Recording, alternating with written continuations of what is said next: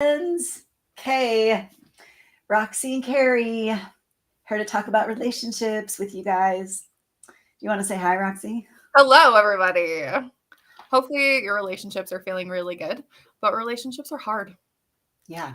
Super, Yeah. super hard. They're not supposed to be easy. Even the best ones are challenging. So, we're here to talk about all of those challenges and see if we can provide a little bit of guidance to y'all. Yep. Yep. So, what we want to talk about is something we've talked about before, but it's coming up again. And Roxy has a scenario to bring into the mix here. And as we talk about as you think about all of the different challenging relationships in your life, and if your relationships are good and easy, and I think there are some that are easy, but when you think of the ones that are challenging to you, I think so often we want to. It's our nature to point the finger at the other person and expect them to change, and know that if they would change, things would be different. And I'm going to say that might be true. If somebody stepped up better, differently, your relationship might be easier. However, we can't make people do that. All we can do is control ourselves and manage ourselves. How do we show up? How are we showing up? And what are we allowing and standing for to be the case? Because I don't know, Rexy, you might be too young, but I think Dr. Phil back in the like 90s started the whole you teach people how to treat you thing. Yes. That to me, I remember him saying that first. You teach people how to treat you. And anything that you allow and stand up or don't stand up for yourself in, you're letting people know that you're okay with that. Even if you're not, then you got to figure out how to say that or stand up for yourself and move through it. And I'm So, going to add on to that really quickly. For those of you who don't know, I have a behavior background in behavior modification. And so if you've been allowing certain types of behavior in your relationship and then now you're deciding that you want to change that, you're setting new boundaries, I think that's wonderful. I think that that's healthy. Yes, do it. Just know it's going to take consistency for the other person in that relationship to accept these new boundaries and to understand that, oh, we're holding these new boundaries. So it's a learning curve for both people in the relationship to communicate effectively, hold that consistency, and know that like things can get a little bit more challenging before they get easier. mm-hmm. As long Yeah. as you're both committed to the process, it can be everything you want it to be. Yeah. And really, it's so true and so important to notice and remember that people are used to you showing up a certain way and you get to change. You get to become the next version of you and you get to evolve. But know that it may be a little bit of a bumpy road. But if is something that's super important to you, then hold your ground and just be with people as they get to know this version of you that is a little bit different and is holding up certain boundaries. So, And have grace for yourself and for them throughout that process. It's a tricky thing to figure out. But I honestly believe that the core nature of any relationship is we like or we love each other. We want the same thing. We're on the same team. So anything that is speaking a different narrative is not in service of that relationship. And it's time to take a step back and say, okay, where is this coming from? Is this something that can be overcome or not? yes. Or not. Yes. Okay, so what was your scenario that you had brought up? So I've actually had a couple people come to me recently who have left toxic relationships. Okay. Not all relationships work out. Some relationships require a break, no matter whether that's a friendship, a family member, a significant other, whatever that situation might be. But that usually comes with a lot of guilt, a lot of shame. We have a lot of obligation in our relationships of these roles that we feel like we're supposed to play in a relationship. So, for example, the husband and wife get divorced or they're separating, like, oh, as the wife, it's my role to support my husband, but I'm separating from my husband anymore. That doesn't make sense, but they're really struggling with this. I'm supposed to support them. Oh, wait, no, I'm taking a step back. There's a lot of push and pull.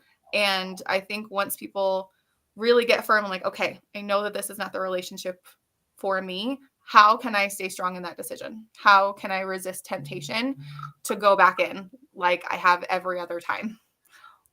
Does that make sense? Yeah. There's been quite a bit of that coming up lately. And I think it's worth talking about because I think it's true not just in romantic relationships, but, family that you have to be around maybe often during the holidays and whatnot, coworkers, etc. So what are your thoughts on this, Kari? So my thoughts are that that's a clear place of really looking at how do I need to be different? If I am going to go back to this or I'm going to try again, how am I going to do it differently so that it's better for me? And it comes down to boundaries of this is what I expect. This is how I'm going to show up and this is what I will allow. And if it doesn't look like this, then I'm going to back up and not show up the same way. Like I'm trying to think of the ones that are trickiest for me is again boundaries is like this is and I'm in a space with this person where I know that nothing's changing on their part, that nothing's changing. And so anytime I re-engage, it serves me to not have expectations that are any higher than I know they're capable of giving. And so then I just go in differently. Okay. So we're not this. We're really kind of superficial, and that's how we do this little dance.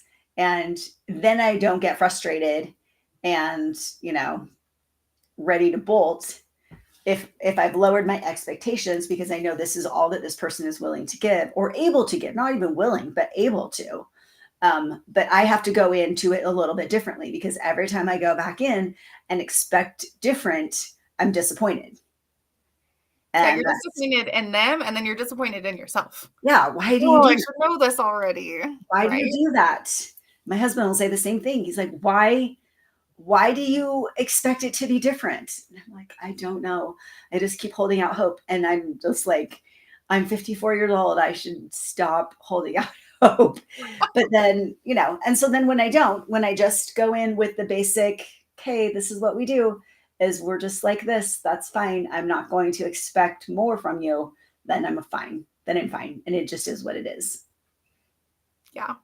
Well, and I think that that's when relationships end is when like one person is trying to hold a boundary and the other person isn't respecting that boundary, right? Because one of two things are going to happen.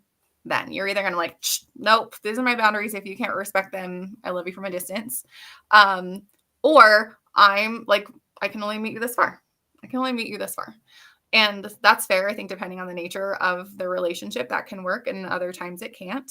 But my question is always like, if you find yourself tempted to go back to that relationship, take inventory. What did you like about that relationship? What is pulling you back into it? Why did you leave? How did you feel when you left? How do you feel now? Mm-hmm. Because in my experience, it's usually the bad times were really bad, but the good times were really good. So it's kind of a weighing the pros and cons. And is it that good doesn't exist with anyone else? Is there no other sources that we can pull the good from? Really, like it's a lot of the internal work, right? Like this is something that's coming up for me. This is something that I need. This is something that I'm longing for. And I had it with this person. Let's just go back because I miss it. Mm-hmm.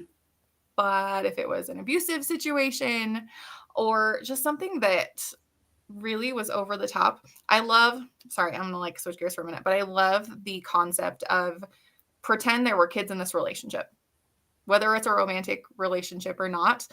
Just like the concept of you treat other people or you teach other people how it's okay to treat yourself, but like you're also teaching your kids what they can expect out of a relationship. Mm-hmm.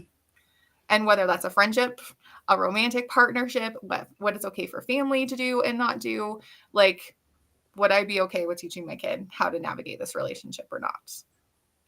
Usually that gives you the best clarity because that's also your inner child that you're helping to heal and acknowledge. Yeah, that's really good. That's a really good measuring stick for whether it's an appropriate thing to go back to or not. Yeah. It made me think that if we are going to change and do work on ourselves, if we're going back into a relationship, I think it's also fair to allow that if you're having a discourse and someone else is also doing work, that we allow them to grow and we don't keep them stuck in who we used to know them as. Mm, Does that make sense? an excellent point. Yes. So that we allow that and we can notice, but be open. If this is something you're really trying to work through and your hope is that this is salvageable, we're going to make this work. And they've done the work. If they haven't been doing the work on themselves, then you shouldn't really hold out much hope for that. But if you know that you're both working on things, then allow them to show you how they've grown and hold space for their growth and expansion, and not just assume or, you know, clamp down on how they used to be. Keep throwing that into the mix, but allow them to show you that they've grown and changed. And I honestly work with a lot of couples who are going through this. Usually if there's some kind of conflict, it's from the past trauma that occurred in their relationship that they haven't quite healed yet. And a lot of walls have gone up. And so that vulnerability in sharing what they're working on, how they're working through it, these new realizations that they've had, they don't feel safe to be vulnerable yet and sharing those things. And honestly, it's easier to just say they can't do it. They're not capable. Bye. Right or wrong, that's not for me to say. But I do think it's valuable to inquire about yourself and your relationship in that. Are you willing? Are you ready to go there? Are you ready to share and be vulnerable? Because at the end of the day, if what you're wanting out of your relationship is for them to be able to hold space for you, but you're not ready and willing to hold space for them based on some former version of them and you, it's doomed to fail. And I know that that's not what anybody wants. Yeah. So if you need support in any of this, please reach out to Kari. Please reach out to myself. This is what we do. And we love to be in service of others in this way. And just to go back to where I started with this, was that you have to be your relationships will live or die based on who you are being in your relationship. So you can't just hand off blame and expect it to get better. So whether it thrives or dies, and I hear so many people, and I love this, is, I am working on myself and I'm going to give it a certain amount of time to see if my partner matches my effort and growth or do they not, but I'm not going to check out until I've done everything I possibly can in the area of my growth and expansion in this scenario. And I feel like that's really valid, is looking inside without a filter, without self-judgment, just noticing, how could I show up differently so that I was the best version of me in this relationship? Friends, spouses, parents, siblings, whatever. What can I do so that I feel authentic to myself in this? Yeah, I think at the end of the day, our growth cannot be dependent on the growth of another person or lack thereof. And I think that there's so many of us in so many different relationships of like, well, I'll do this when they do that, or I'm not able to do this because they are not willing to do that. Doesn't matter. It literally does not matter. We have to figure this out because our own personal growth is so important. And I guarantee you, I've seen this happen a million times over. The moment that you commit to your own personal self-growth, watch everyone around you start to do it too. You give permission for everyone around you to look at themselves because you're willing to do it and you're sharing and they're seeing the changes in you. And that's magnetic. People want to join in on that. So just trust the process. Focus on you. Everything else will align and work out exactly like it's supposed to. Yeah. And like Roxy said, if you're not sure what that sticking point is, where is my responsibility in this? Because if you can only see someone else's responsibility in it, you may need an outside person to help give you perspective and either validate that, yes, you're with a complete failure of a human, that it's not going to work, or here's actually a few things that maybe you're not seeing. And if you could do this, it might change. So yes. And one last thing I will say is I think relationships are such a beautiful thing because they allow us to see things that we wouldn't see otherwise. There are certain things that you can only ever learn in relationships. And so I'm not saying don't leave a relationship because you're meant to learn something from it. Yes, but sometimes we learn by leaving and sometimes we learn by staying. So I think it's really important to take inventory. I think I've said that a lot today. Take inventory of your relationships, your roles, how it feels, what you want to shift, and how you can hold space for each other for love and growth. Yeah. Yep. Yeah. Okay. Excellent. All right. Hope you guys got something out of this you can use. Feel free to reach out to us if you guys have questions or some of your own stuff that you are interested in working on or diving into. We'd be happy to chat with you about those things. Okay. Anytime. All right, you guys. Have a good day, y'all. Okay. Bye. See ya.